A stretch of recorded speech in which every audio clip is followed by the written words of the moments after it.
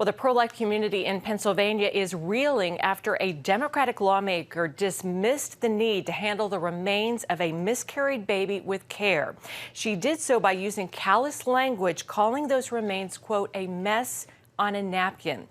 There's a growing push both nationally and at the state level to either bury or cremate unborn children who have died through a miscarriage or abortion. Heather Sells has more from Pennsylvania. More callous Democratic language on abortion this week has the pro-life community reeling.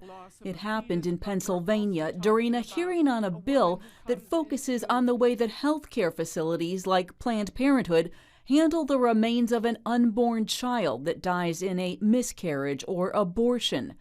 Democrat Wendy Ullman first referred to the unborn child as a product of conception. It refers specifically to the product of conception after fertilization, which covers an awful lot of territory.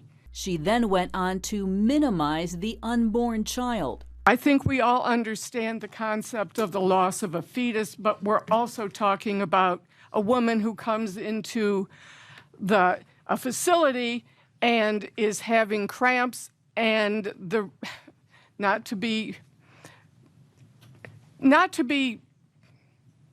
concrete, an early miscarriage is just some mess on a napkin. The Pennsylvania Family Institute quickly condemned the language. A miscarriage, no matter how early, does not result in a mess on a napkin, but the loss of a child, said a spokesman, who added the remains of human beings should be treated better than medical waste. The bill is similar to one that passed in Indiana and a piece of national legislation introduced in Washington just this week. The intent: respect the unborn and promote accountability from the abortion industry. Anti-abortion advocates say they want to prevent abortion doctors like Kermit Gosnell from misusing the growing bodies of the unborn.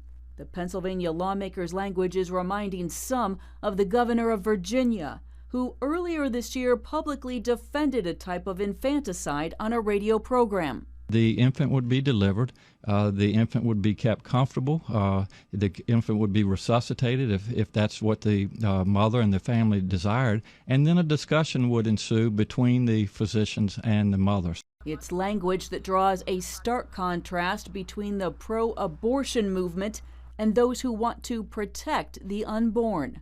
Heather Sells, CBN News.